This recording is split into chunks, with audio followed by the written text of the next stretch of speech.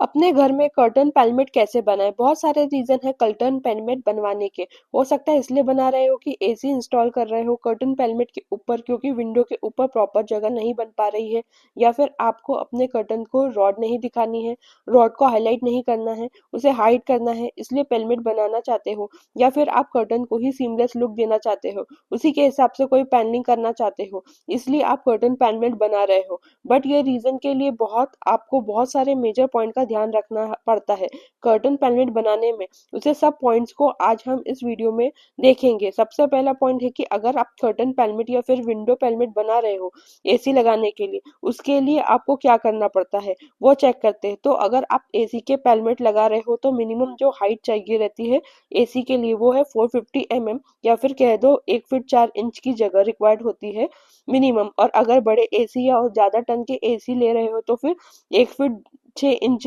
लगता है। और स्टैंडर्ड बात करें तो 450 mm से लेकर 1.5 फीट की मिनिमम जगह चाहिए एसी इंस्टॉल करने में।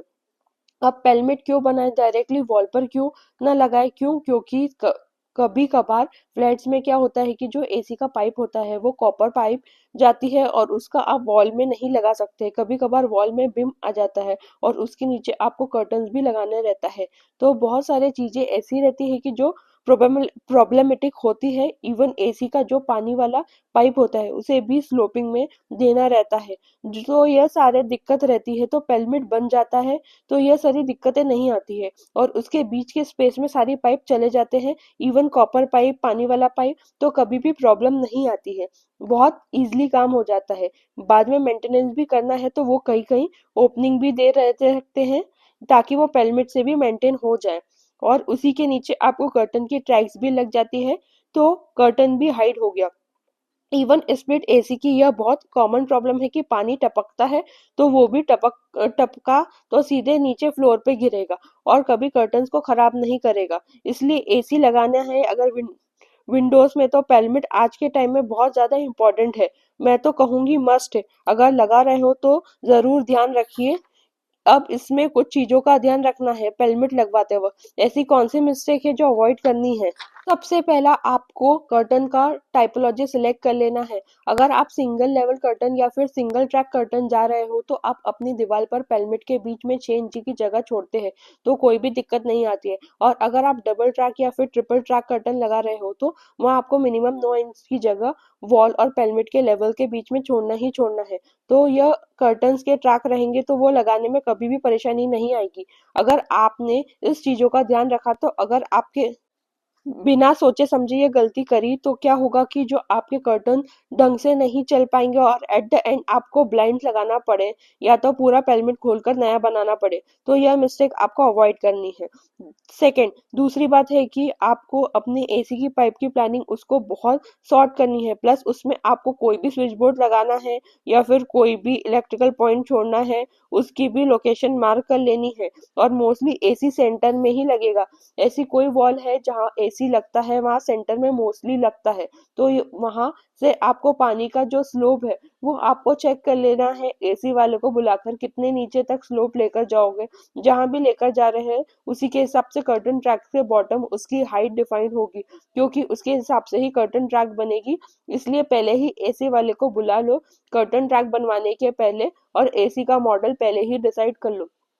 कर्टन का मॉडल पहले ही डिसाइड कर लोगे तो एसी की पाइपिंग को पहले ही करवा लो। उसके बाद ही आप एसी की प्लानिंग करो, कर्टन पैनमिट की प्लानिंग करो।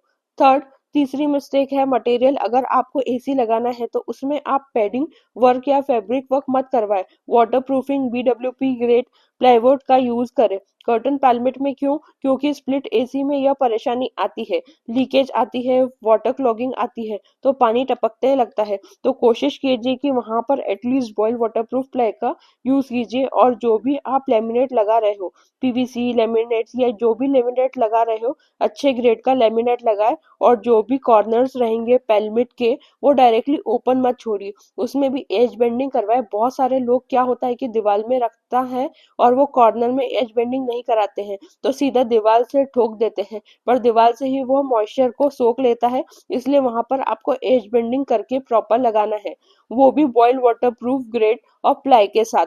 8 mm का प्लाई यूज करें मिनिमम, क्योंकि एसी का लोड लेना है, प्रॉपर बॉक्स देना हो होना चाहिए, ऐसा नहीं कि उसको नीचे उतार दिया और प्रॉपर सपोर्ट नहीं मिल रहा है, क्योंकि एसी इसमें हैंग होना है तो वो 18 mm और वो भी साइज सपोर्ट और बॉक्स सिस्टम अपना पैलमिट बनाना है।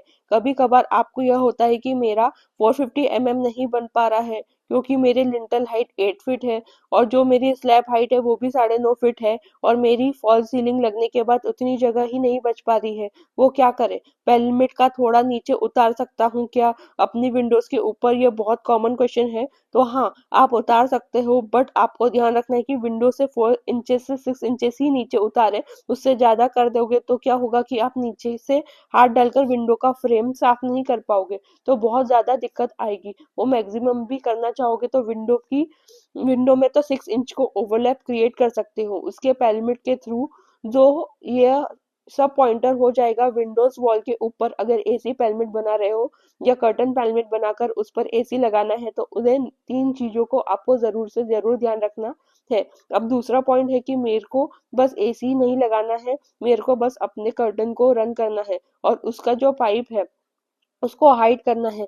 जैसे भी कर सकता हूँ क्या, कौन से मटेरियल का यूज करूँ और कौन सा मिस्टेक को अवॉइड करूँ? तो बेसिक मिस्टेक जो अवॉइड करनी है वो है कि आपको नंबर्स ऑफ ट्रैक डिफाइन करने हैं कर्टन्स के, कि कितने नंबर्स ऑफ ट्रैक जा रहे हैं, कितने टाइप्स के आप फाइनल एंडिंग में जा रहे हो। क्यों इसमें बहुत ज्यादा वेव्स बन रहे हैं, उसकी डेप्थ ज्यादा है, उसको कंसिडर करना है कि पैलमिट की डेप्थ आपको डिसाइड करनी है। मिनिमम 6 इंचेस से ज्यादा 9 इंचेस का ही लेना है।